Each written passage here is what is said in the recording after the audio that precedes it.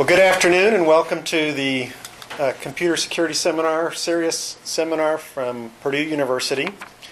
Our speaker today is Abhilasha Bhargav-Spantzel. Sorry. That's all right. She came to Purdue in 1999 as a sophomore and just in the last couple of weeks has defended her PhD thesis. And she's going to share from her thesis with us today. The title is Protocols and Systems for Privacy-Preserving Protection, that's probably hard to say real fast, of digital identity. Abby? Thank you. So this is a whole lot because it covers a lot of very interesting related topics. And I'll try my best to go over most of them as carefully as I can. And please feel free to ask me questions during the presentations, if you will. Okay? So I'll be talking about, and yeah, just the last person. If at any time I start mumbling and you cannot hear me, let me know. Okay? Thanks. So I'll be talking about protocols and systems for privacy-preserving protection of digital identity. So this is my main thesis research. And it has been motivated by a real-world problem of identity theft. Now, what is identity theft? So identity theft is a crime in which an imposter obtains identity information and uses it for its own personal gain. So how many people here have known identity theft? Nowadays, there's a lot of commercials and stuff. Anybody? So yeah, almost half, maybe more. So there have been increasing number of data breaches. You've seen some of the TJX cases last year. This year, only till last month, there have been 308 breaches, and a lot of people's personal information has been compromised. Now, with all this nice information in the hands of attackers, there has been a lot of liability, you have financial losses, but at the same time, you have a lot more victims of identity theft. So you can think of financial fraud and all that, but there are other very severe impact on victims with anger, fear, even having criminal records because of this type of thing. So to this extent, the main goal of my research is to provide strong verification techniques of this to avoid misuse of this identity information. So to this extent, I present some protocols, cryptographic protocols to do multifactor verification, which is a form of strong identity verification. And then I go ahead and talk about biometric and history-based identifiers. So these identifiers are increasingly becoming an integral part of one's identity. But let's first look into some of the basic concepts of identity. Okay? So what is digital identity? So mostly in the beginning, one can think of identity as NIMs. This is how we started. We take any string. I could choose a name like Homer07 and go to a web page and chat as Homer. So those are NIMs, nothing to do with my real-world identity. But then there are identifiers such as strong identifiers like social security numbers, which uniquely identify you in the US, and weak identifiers, which can put you in a group of people. So related to digital identity, there's an aspect of ownership of identity. Now, having identity stored in all sorts of places, it is probably not very clear who is the owner of a digital identity. For example, if I go to a clinic and I get an X-ray done, it is not clear if this X-ray report is owned by myself or the clinic. So in my work, I consider the owner of a digital identity to be the individual to whom this attribute has been issued to, or the individual who is authoritative of making the claim. Okay? So identity verification then becomes the verification that the claimed attribute is actually owned by an individual and is valid. And this identity verification can occur with various types of assurance levels. And the assurance is basically the confidence about the truth of ownership of a particular identifier or validity. For example, if you go to a shop and you present your credit card, then the shopkeeper may check if you actually own the credit card and also runs it through and checks with the issuer if it is valid. So note that this identity assurance exists with or without the linkability to the real-world individual. Now, this is not very intuitive, so note this example.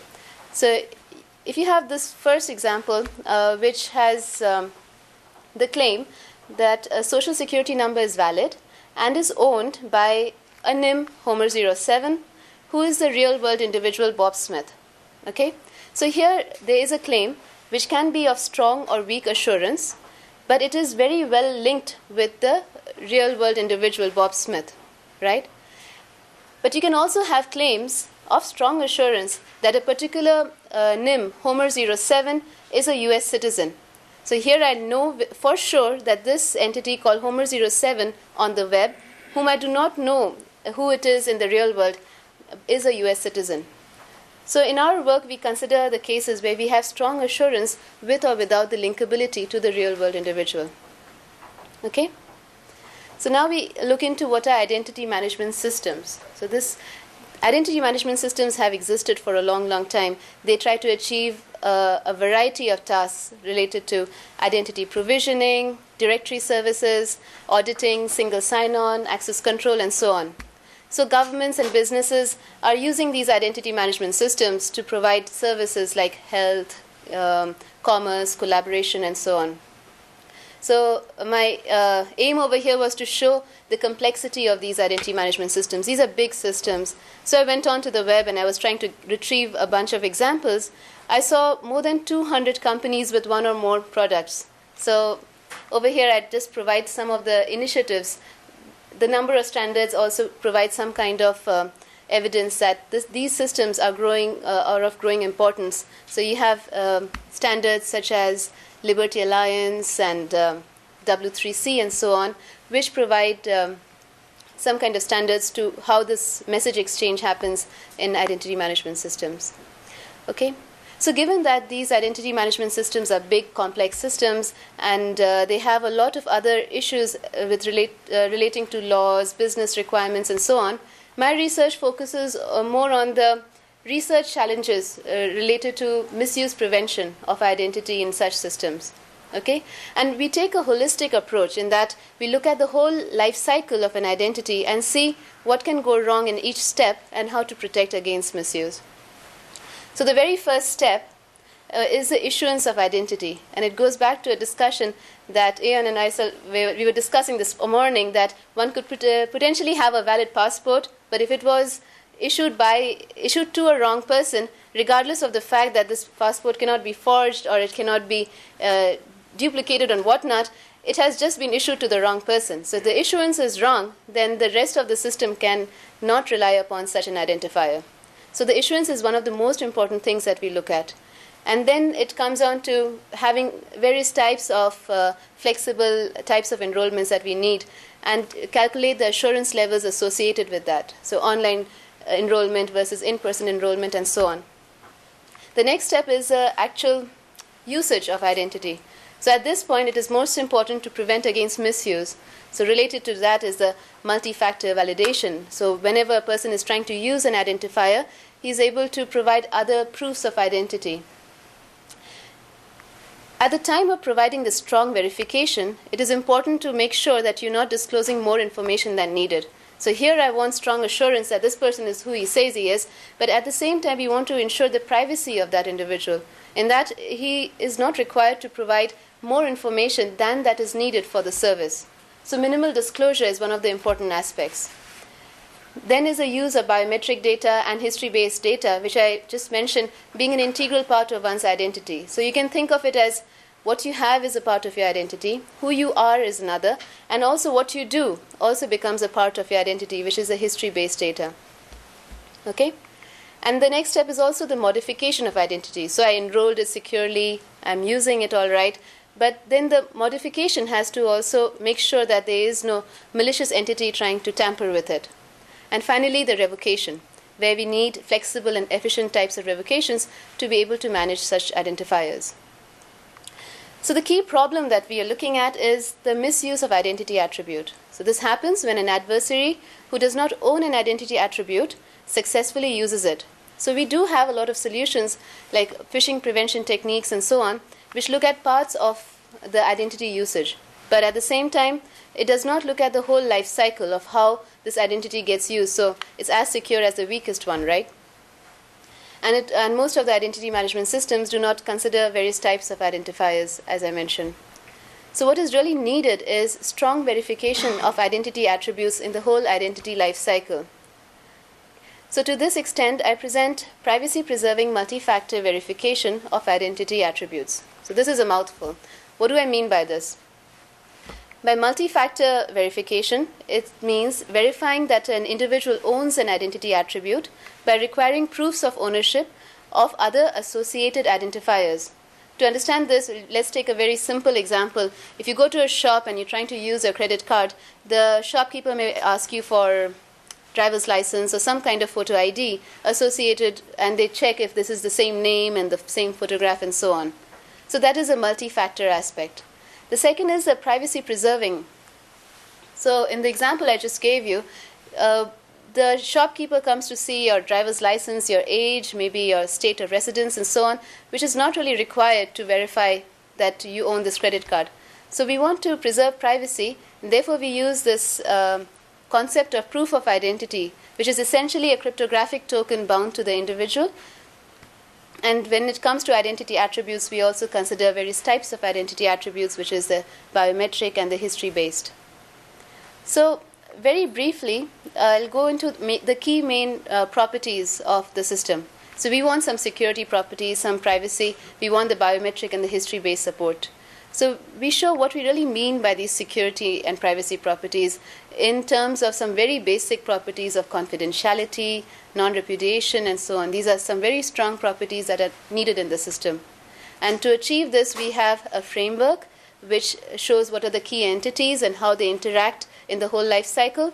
And then we have protocols to do zero-knowledge proofs used in the multi-factor verification, and then systems which show how to integrate the biometric and history-based identifiers for such multi-factor proofs.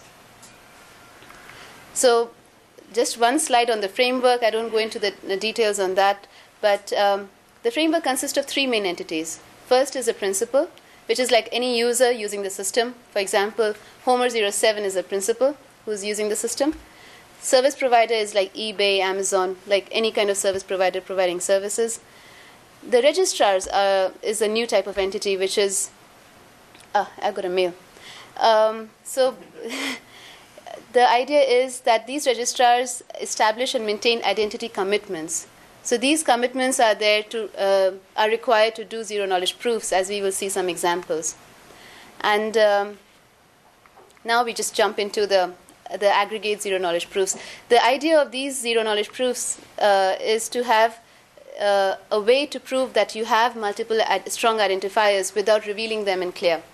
Okay, so zero-knowledge proofs have been there for a long time, but the key aim over here is to provide mechanisms which are efficient and flexible for the purposes of multi-factor verification.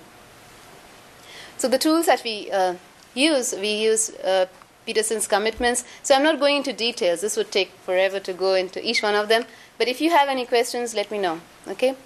So we use Peterson's commitments. The key thing to see here are those M and R in red. So the M is essentially the strong identifier, like the credit card number, your social security number. And R is a secret.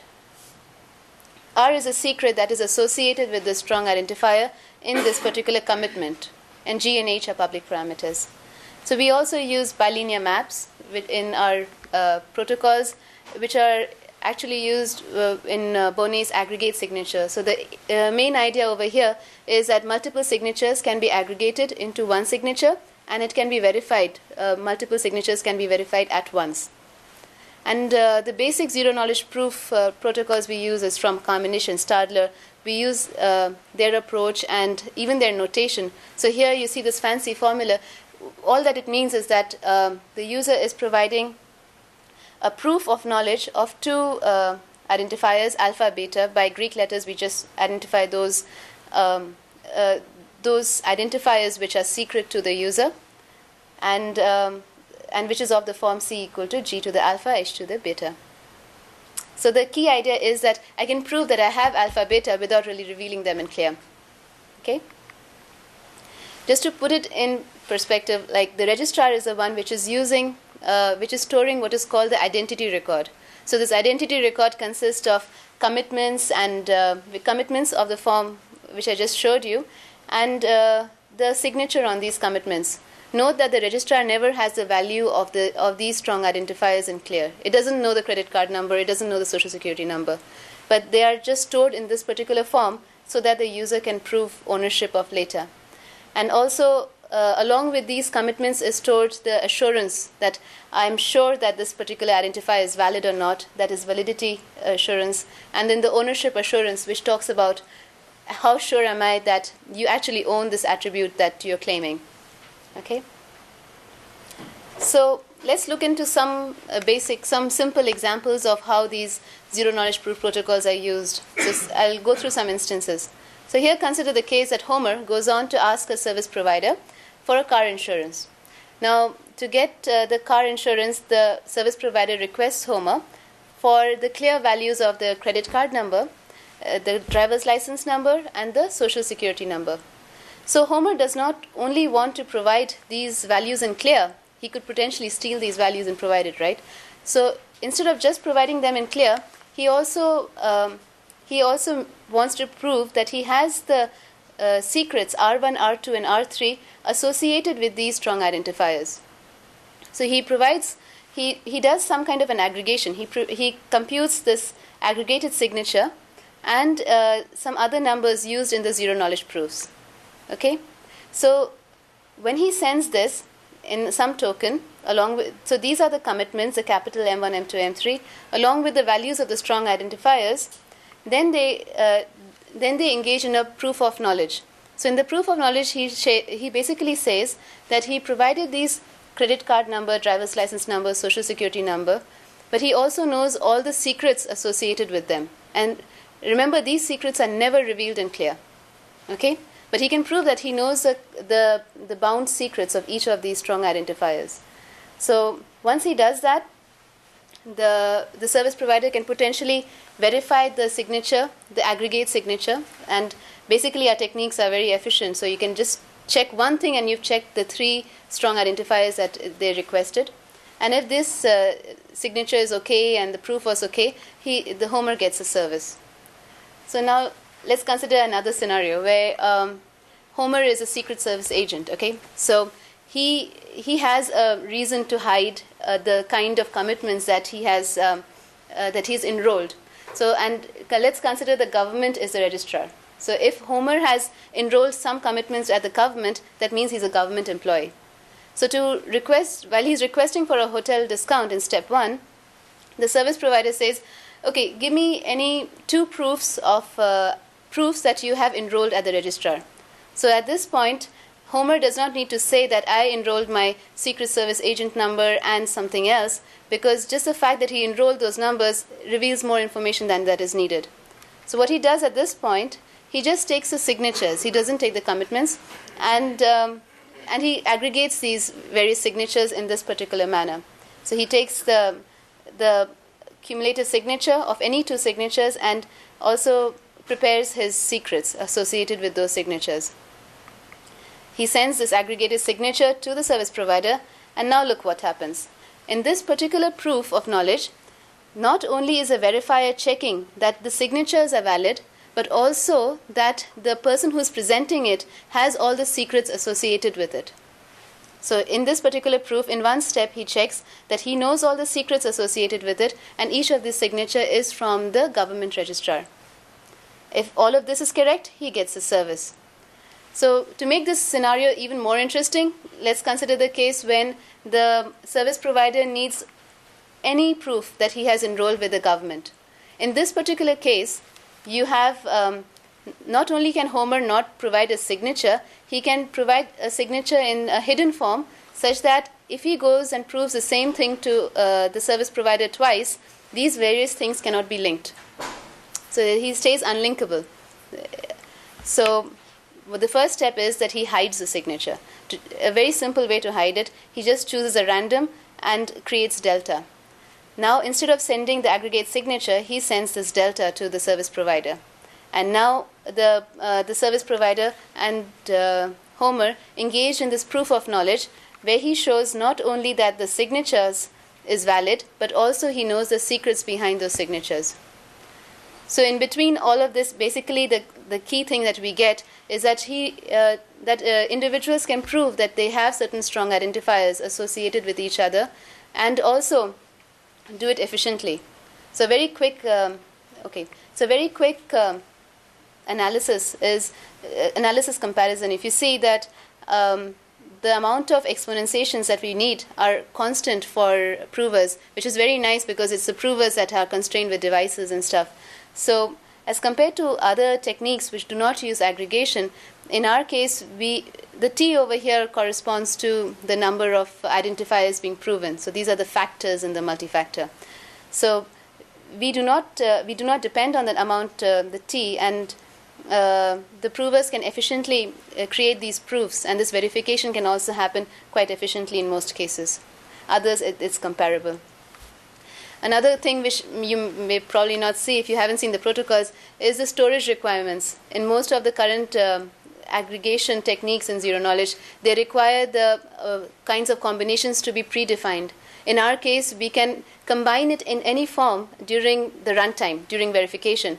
In the other cases, they require the user to store all sorts of combinations. And if you can think of it, there will be exponential number of those combinations if you want to store all sorts. So that is very nice. So I know these are like deep crypto things, and it's hard to get into it at once. But if you have any questions at this point regarding the crypto protocols, I'd be happy to answer. Or you can think of it and we can talk about it in the end. So at this point, we'll switch gears and go to talk about some of the biometrics and how they integrate in such cryptographic protocols. Biometrics have been there for a while, and they have been investigated in several ways.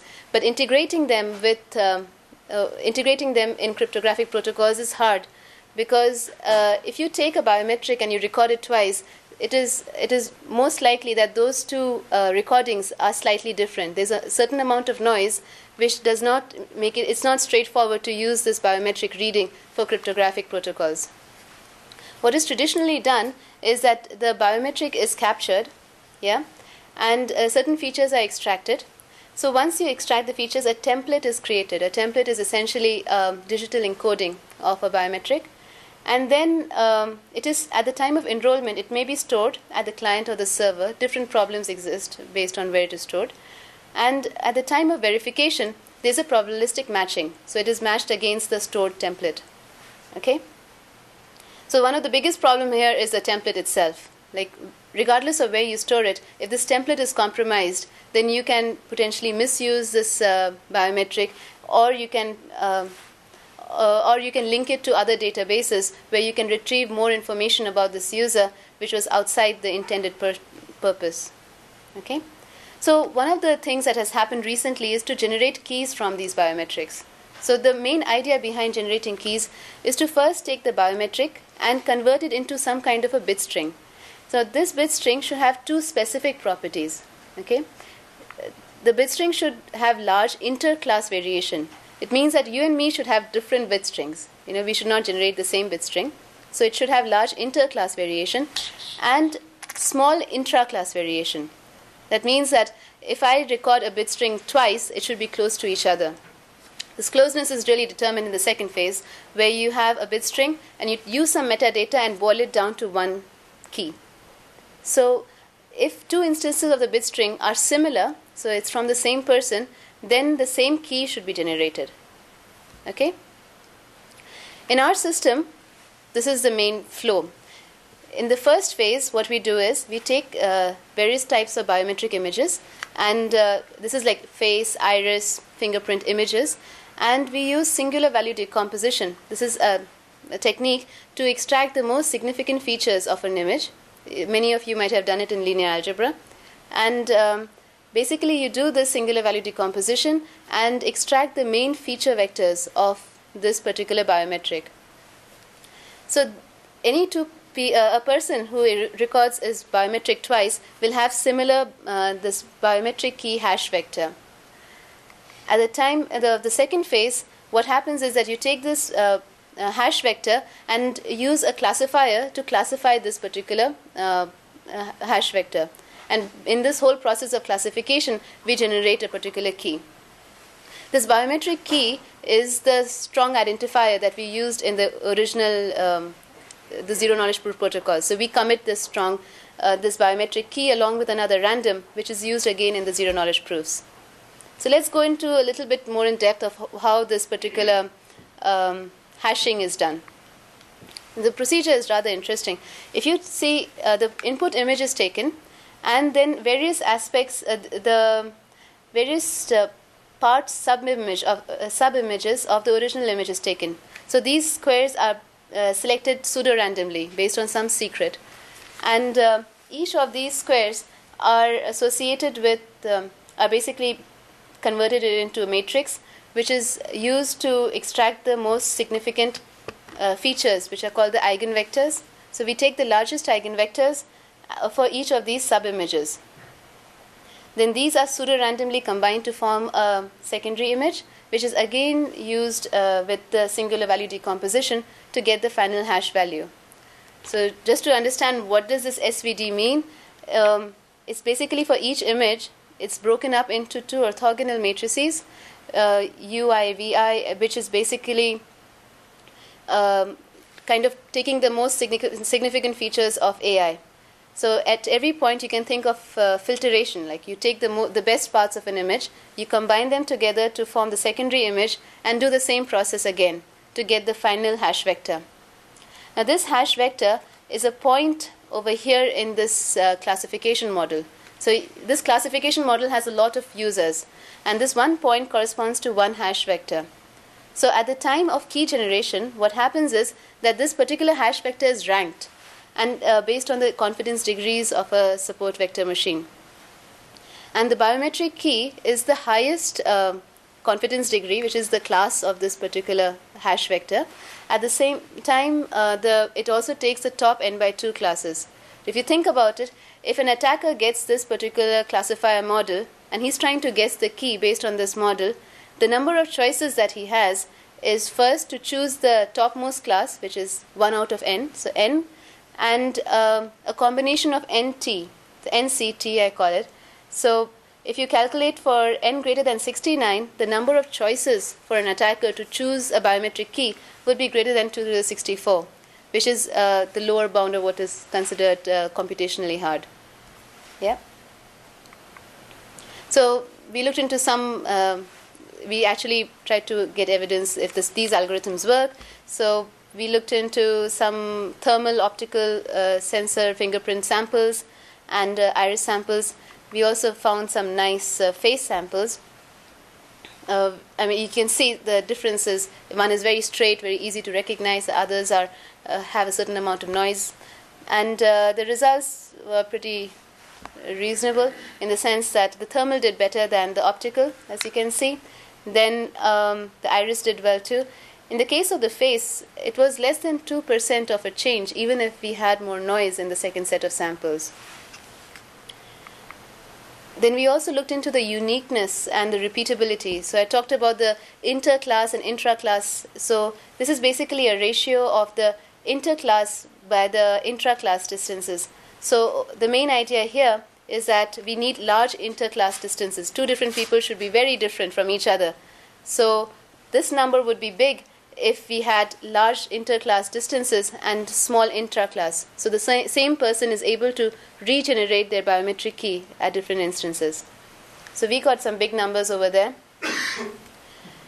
Then the final set of results, a summary over here, is that we got biometric keys of length from 64 to 214 bits, depending on the number of classes that we had in the last classifier model. And we tried to synthetically increase the number of classes by adding some spurious classes. And there are some very interesting things here, because you can look, if you add random classes, then we try to see ways that an attacker can identify a random class from the real class and so on. So there were some interesting aspects here as well. But if we analyze the system a little more, there are a few most important things. We have the biometric image, which is the main biometric. Then the secrets that we have is a hashing secret to choose those squares that we saw while the hashing process happens. So there are some hashing secrets. Then we have the model, the classifier model. And from all this, we can generate the biometric key. and which is used with the commitment secret, the random R that we used to commit a particular identifier. So these are the main things that are there in the system. So if the biometric image is compromised, then we pretty much we can't do much without the secrets. So even if I can capture somebody's image and fool the system that I have a particular face, without the secrets, I cannot use the model to generate the biometric key. So I can't get to the key. But even if the model is there and the image is there, I cannot map a particular biometric to a point to say, okay, which class does this particular image belong to without the hashing secret. Another interesting aspect is what happens if all of this is compromised. If all of this is compromised, we still show that the process is one way. From the biometric key, you cannot go back to the original image, which is a very nice thing. Another thing is that if everything in your device is compromised, so you can consider the case where you store all your secrets in your laptop and the laptop is compromised. Then we show that without the biometric, you can't use all the secrets and all the information stored in the machine to actually regenerate the secret. So this is one of the main requirements. What's the point of having a biometric if everything is based on stored secrets? So this is one of those main cases. Okay. So at this point, I will go into the last aspect, which is to do with the history-based identifiers. So we looked at the main zero-knowledge proof protocols, which do the multi-factor verification. Then we saw how we have to play with the biometrics to make them fit well and use with the rest of the identifiers. So one good thing over there is that I'm not using the biometric or multiple biometrics together with each other, but also using them with other identifiers like social security number and so on to do this multi-factor proof. So it becomes a very flexible, scalable system.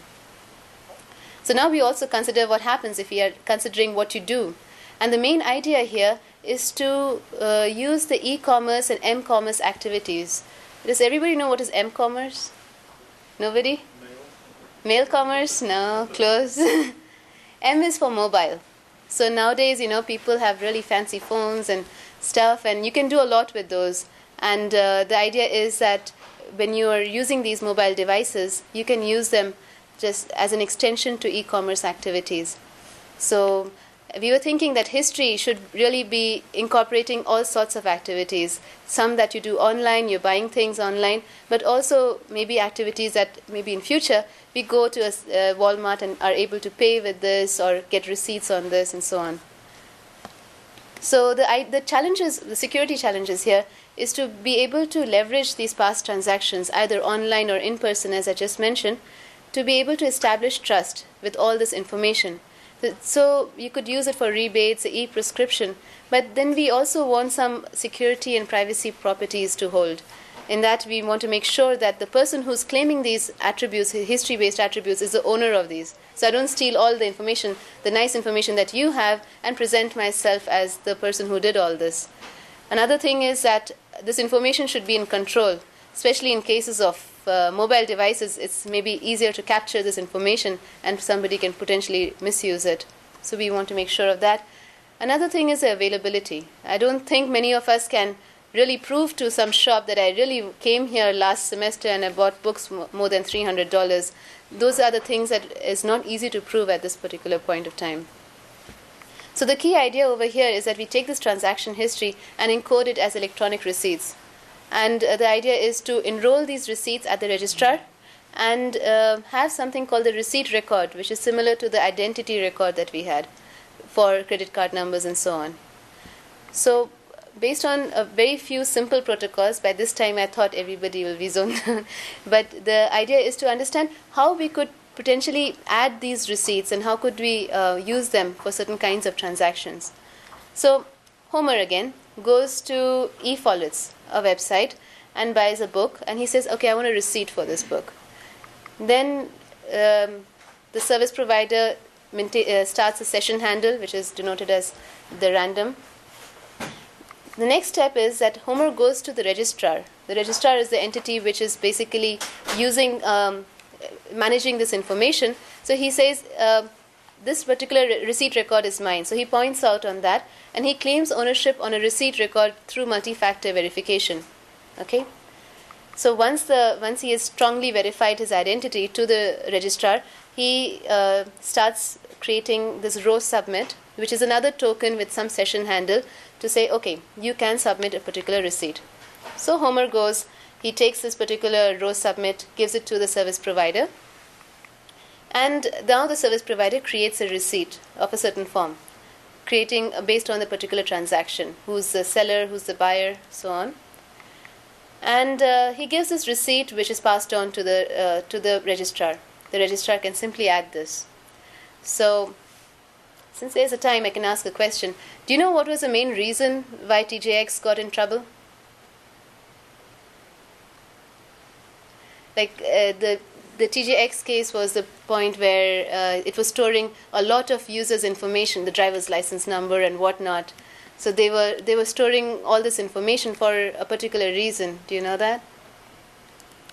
It was basically storing these information so that if a person comes later and says that I don't have the receipt but I want to return this item, so the shop wants to make sure that it is the guy who actually bought the item. So when the person buys the item, it records the driver's license number and so on. So at the time of return, it can check if it's the same person. So this is too much information to store just because of this particular thing. So there are lots of solutions, very simple solutions that can replace the need to store all this information. Because what happened was that this information was compromised and now it's liable for a huge amount of money. I really don't remember exactly the amount, but it's reasonable if you check the news. But over here I show one particular case of how a system could be used to return an item. So here you don't provide any more information than the receipt which is recorded on that, or even if the receipt is not there, you can prove ownership on a particular transaction. So to do that, first what Homer does here is that he goes to the registrar, he verifies his identity using this multi-factor verification, strong verification techniques. And then he identifies this particular receipt. And the registrar gets ready. He says, okay, I'm going to revoke this eventually once you return the item and all that. So now what Homer does is when he's trying to revoke a particular item, he also proves ownership. Like if you see in step 2, a part of the identity record is given to Homer. This is signed by the registrar. So I have not provided too many details, but the idea is based on this identity record, what Homer can do at step 3 is to prove ownership on that receipt and saying that I am the guy who has bought this item earlier. And he does this in zero knowledge fashion, so not more information is revealed than what has been recorded. Then they want to make sure that there is fairness in this whole transaction. That means that if Homer goes and returns the item, we don't really trust the service provider, so we don't want the service provider to run with the item and not provide the refund. So we want the return, the refund, and the revocation of the receipt all happen simultaneously. And that's why we use a simultaneous contract signing. As a next step, when, as per the contract, when Homer goes and returns the item, basically the service provider provides a refund token, which really provides F, which is a refund, and a revocation token, which says that this particular receipt needs to be revoked. It's encrypted with Registrar's Key, so at step 7, the registrar gets it, and it revokes it and gets the refund back to Homer. Okay, so we had those protocols at an online version, and more recently what we did was, okay, now what happens if you're just having these little devices, our cellular phones with us, and we had to do something like this in an actual physical location. So one would think that the challenging part is, okay, how much can I store, how many receipts can I store, and also most people think that zero knowledge proofs take a long time, and it's potentially, so most of the phones nowadays are good enough, and I'll show you some figures that we can do multi-factor proofs using such devices. So as you can see in this example, Homer goes and does this online e-commerce transaction, and as per the earlier protocol, it can add a receipt. And a step that I didn't talk about was that you can take these receipt attributes and you can extend them. And basically what you can do is to create some cryptographic commitments of these receipt attributes. And basically the idea is that once you do the cryptographic commitments, then you can prove that you have a receipt attribute without showing it in clear. So if you want to do that, then you extend a particular receipt attribute. So Homer goes, he uploads the receipts, and he goes to an actual physical location. So say he goes to Follett's store, right? Not eFollett's. And over there, say if there's a policy which says that if you've bought a book for greater than $80 from the online or in person, it doesn't matter.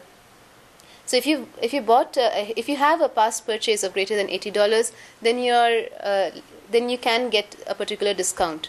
So to do that proof, we find a way to construct the proof on the phone and provide it to the service provider. And if this proof can be verified correctly, then he gets a discount. So the case is as simple as that. When we implement, yeah. Is it true that every textbook that Follett sells is greater than $80? I think that is the case. It's been a while since I haven't bought my own books. Yeah. At some point when you're in grad school, you start getting books from all your seniors and you don't go to the stores anymore. That's a good thing about labs, huh? So when we were implementing this, on the web-based system, there are three main components. We have the registrar, as we talked about. Then in this registrar, the main thing is really just the database where you're storing all the identity records and all that. Identity records and receipt records. We built it on top of the GridSphere portal framework, which is very stable and it provides a good way to extend it. And on the user side, things are very light because you don't have to install any software, because most of the proof creation, commitment creation, they all happen using the applets. The main thing that is really important from the user end is to be able to manage secrets. So we created something called the wallet, which is managed on the cellular phones or on the laptop. But this is the one key thing which needs to be taken care of on the user end.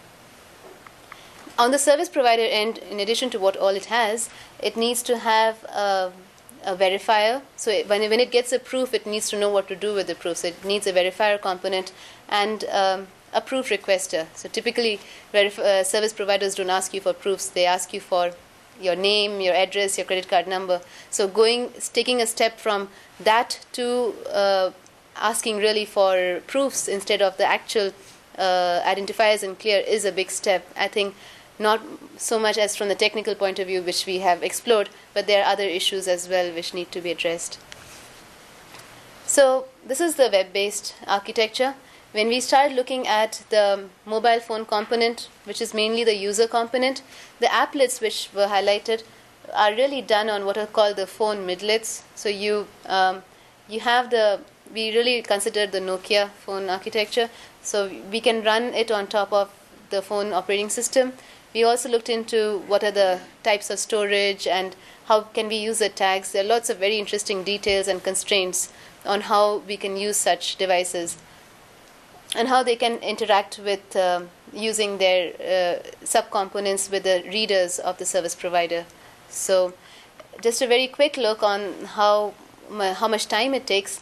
You can see on the x-axis is a number of identifiers that we are proving. These are the multifactors, the number of factors.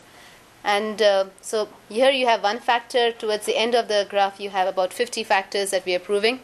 And since we had those constant number of exponentiations, over here you can see even with the number of proofs, number of identifiers that we are proving is increasing, there is no significant change in the amount of time it takes to construct these proofs. So we can really take, for the applet, it takes less than 0.1 second, almost on a constant basis, to create multiple proofs.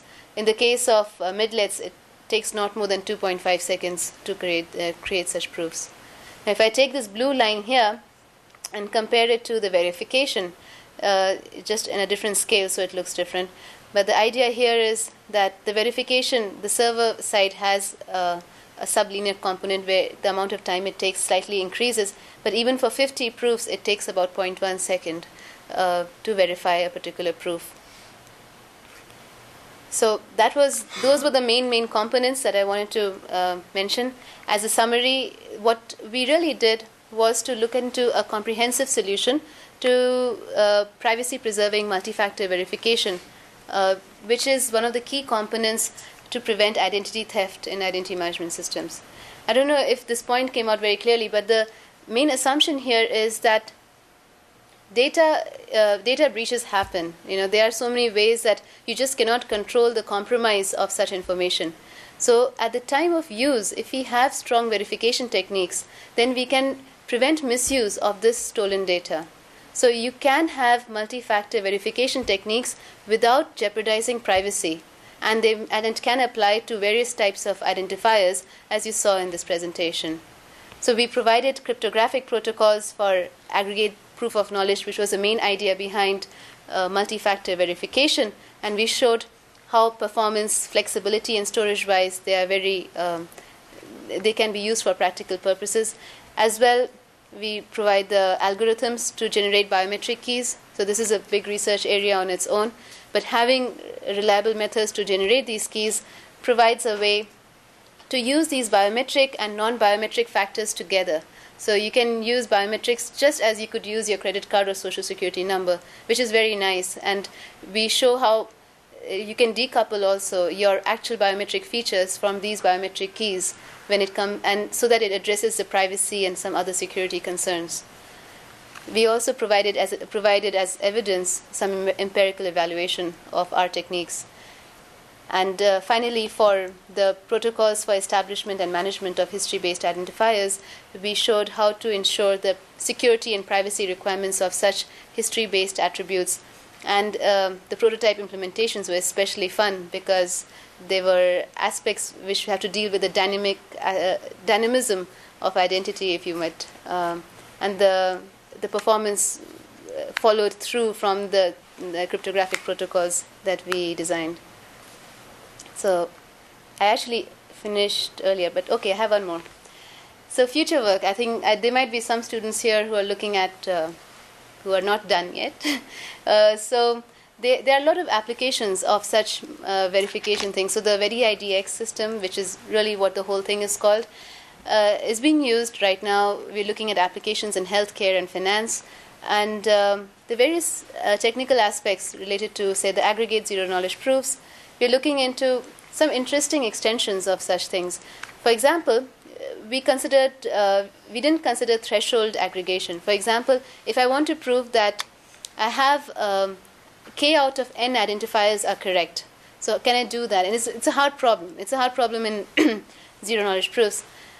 Similarly, multi-party proofs. If a bunch of friends want to get together and want to prove something together, then doing this multi-factor in a zero-knowledge fashion without really exchanging each other's secret is a very interesting problem in its own. As far as the biometrics are concerned, we are trying to look at extended use of these biometric keys.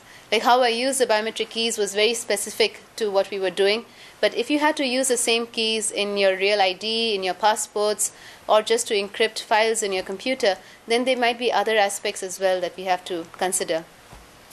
And also we're looking into how error correction and machine learning techniques can be used to make these biometric keys much more reliable.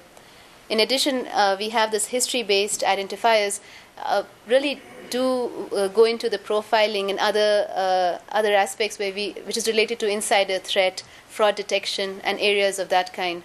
And over there, my aim was to find some kind of a balance between what information is collected about you and how it can be used for fraud detection and all. And also the mobile identity. Going into the domain of mobile phones and mobile identity itself, there are a lot of interesting applications that one can look at. So that's about it. If you have any questions, you can ask me now, or you can email me later if you think about it. I wanted to put Happy Halloween here, but this thing won't compile.